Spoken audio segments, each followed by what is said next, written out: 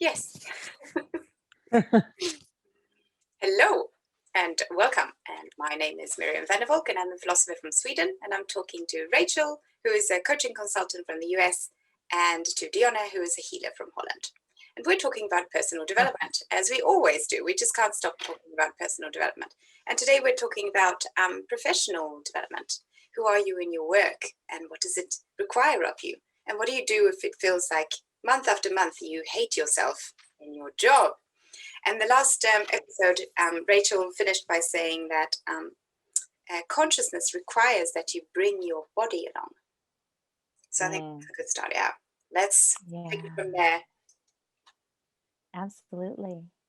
So we were speaking a little bit about technology as a sort of disembodying force, just to set the stage a little bit or to pick back up where we were. And I was kind of mentioning how I have a couple clients who I'm working with in terms of that personal development meets professional development, job satisfaction. What am I doing with my life? What am I, my purpose and these things, right? Creating meaning in work. And I have noticed that the more tied to a screen, or the more disembodied our situation is, that there is this, there's the conceptual, but there's also like the, to bring the body along, to be aware. Some really practical reminders around like getting up and stepping away from the computer, finding ways to do work that aren't necessarily sitting in a chair and typing, right? It's really interesting, that piece. And so, yeah, I don't know, Dyonne, if you have any thoughts about that, but I really believe that in order to be conscious or to be present, we do have to bring our bodies along, and that technology is a force that is kind of innately disembodying. I really have the exact same feelings, and I even want to take it a bit further. I know for myself, if there's a lot I have to do behind the computer, like writing or so, my secret to that is to make it happen and to stay in the zone. I actually take myself out of the zone a lot, as you say, by doing my laundry somewhere in between, not having myself letting myself distract with social media or anything. But I decide in the morning, okay, I'm going to do a block behind the computer, then I do my laundry, because that's using my hands. And then I go back to my computer, and then I take the time for my cats. And I, I engage a little. That's also social, different, but without distraction. And so, yes, I think the key here is variation, to change your schedule without really leaving the zone of your creativity or your flow, but doing something in between that keeps your right and left brain involved, or, as you say, a meditation or something, like just to empty your work memory, because then when this memory of the now, the short memory, when it's empty, then you can go back again, and then you can go back in the flow. So it's not about going shopping or doing other stuff, but just emptying yourself, recharging yourself, and realigning the right and the left brain. Yeah, I think that's very imperative, to not be disembodied, or to not stay disembodied. Yes. And as I say, I really do it structured. Like, I know, like, never do something longer than 1.5 or 2 hours, and then I have to change. And even in between, I get up for a cup of tea and stuff. But yeah, I think that's very important. I was thinking about how whenever I had essays to write and things like that, my house has never been cleaner than those times. Yeah. That shows. Yeah, it shows. It really does.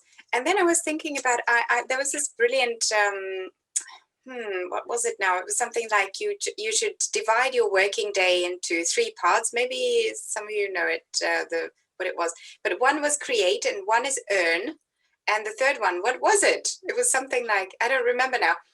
Is it Tim Ferriss who said so, or the guy with the 80-20 principle or something? Or no, I don't know. But the whole idea is that earning is really not your entire working day. It's not. No. And you can, and things like your creation or your play time, just like exploring things. Explore. That was the word. Yeah. Explore. Oh yeah.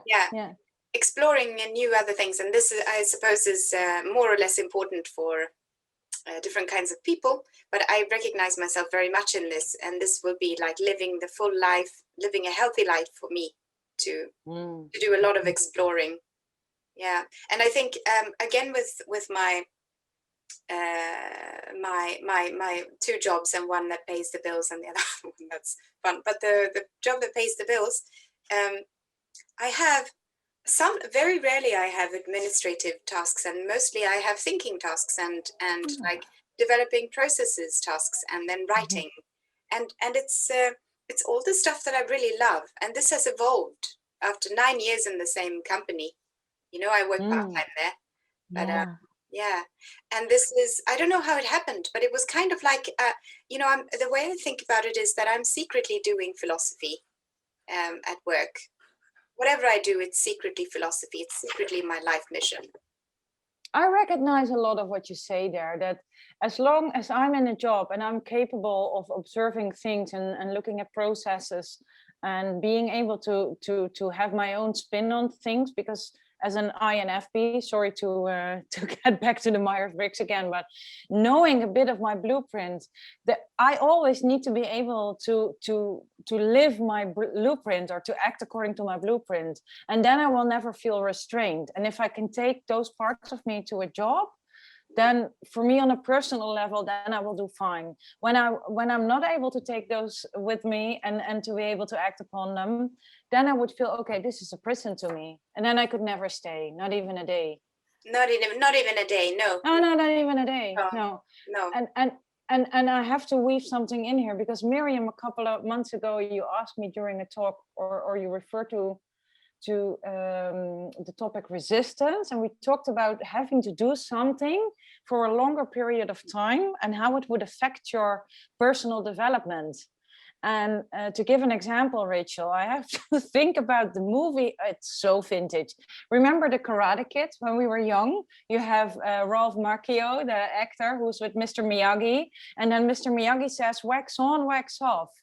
And he has to do, his garden with the wood and the car, and then he says, "Daniel-san, you have to do this." And then he's like, what, why, Mr. Miyagi? But I want to do the karate. And then so that brings me to Miriam's idea of working through resistance. And I'm like, yeah, he has to do something that he's not liking, but he has to also bring his body. He has to become more aware of his body and his body reflexes. He has to train his mind. And it's all because of it will take him to the next level with karate, but it in the end has such invaluable effect on his personal development. He will be changed so incrementally. I mean, yeah. I mean, I think appropriate resistance in the physical, in the mental, emotional, and in the sort of formless or meaning or soul space is important for that growth and development. And the consciousness, right, Rachel? Yeah. Well, which may be the confluence of all of those things, right? Or, that space between, that sort of non-dual, the interaction between the form and the formless, right? Like that may be what consciousness is.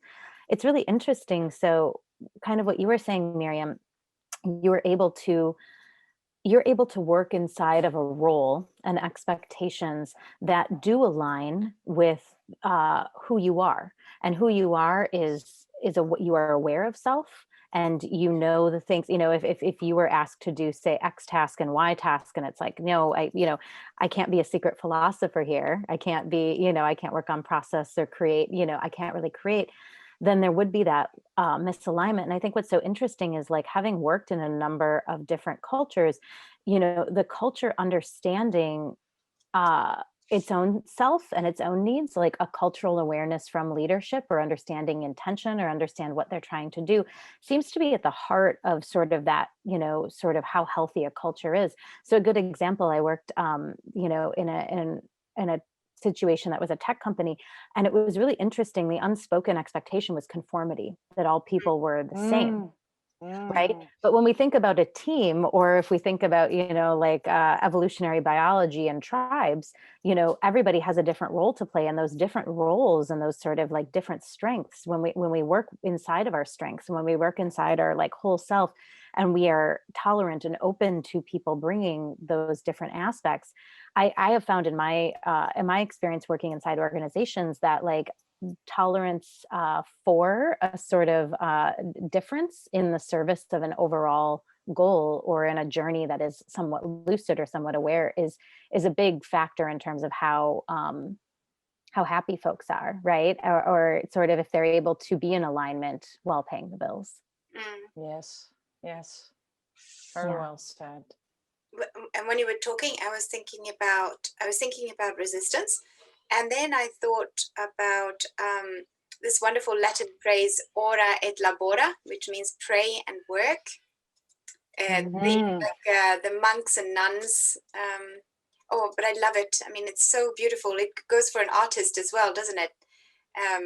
And this the pray part is suddenly I was connecting resistance with recognizing the other, that I'm not just me flowing, but I have to I do this in relation to other things and other people and other forces and things like that. And that's where pray comes in as well, because pray is the what is it?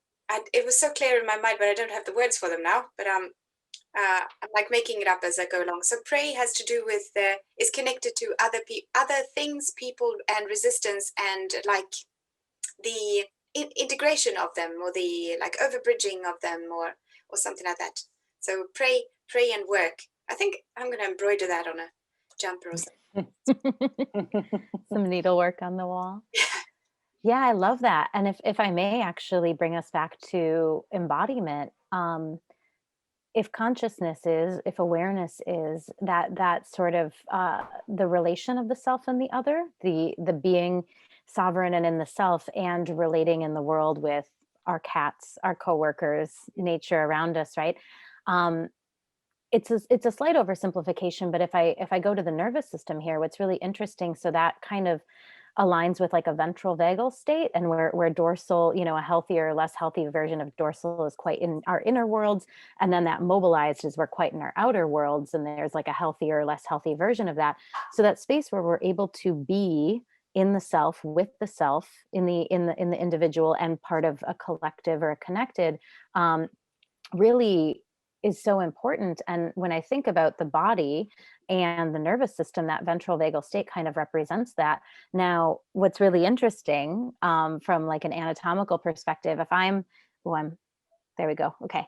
Like if I'm in front of the computer all day, I'm bringing my shoulders forward, I'm bringing my hands forward, I start to carry my neck forward, and I start to actually cut off the vagus nerve. So like my ability to regulate, if I'm like text neck, right? Like if I'm looking at a phone all day. So I think there are like very real implications here from a physical perspective, as well as, speaking about the soul or the formless, or, like, so it's really fascinating, like how the culture can affect something, the mindset, the beliefs of an organization or of a person, and how they interact, but also the physical expectations of a situation. Oh, so good that you bring that up. The vagus nerve. Just yesterday, I was looking at these photos that I took with my phone of a book that I read. These vagus nerve exercises where you sit like this, and then you look for 60 to 90 seconds one way, and then the other. And I was trying to explain like how the first time I did that, it's like I'm waking up for the first time. It's like I'm like, oh, this is what, now I can see the floor the way it looks. It was just amazing experience. And in that book, Stanley Rosenberg, I think, he says that health is the capacity for social engagement. Mm-hmm. And this is such an important point. And it has to do with our professional lives, because most of us will work with other people or for other people. I mean, everyone will work for someone else, even as a solitary a producer of something will do it for a client, right? Right. So this is so important. And even, sorry, go ahead. No. Oh yeah. Sorry. We have to wrap up very soon, just so you know, because Yes. No, for next time, we even can take it to the next level of polyvagal by Stephen Porges. How he says how important it is, how nervous systems relate to one another even. So I love to explore more next time with the both of you on this. Cool. Absolutely. Looking forward. Yes. Awesome. Thank you. Thanks you too both. Yeah. Thank you. Thanks. Excellent. That's 1 minute. It was telling me that it was going to shut down, so I needed to wrap up. It's not. It wasn't. Yeah. Yeah, but it will close very soon. Just so you know. It's lovely to Hey, and see just you quickly both. for the both of you, next week or in 2 weeks, what is your best time now? Because for you, Rach, for you, Mir, how are both of your calendars? This is a I'm good happy. day. Yeah. Sorry?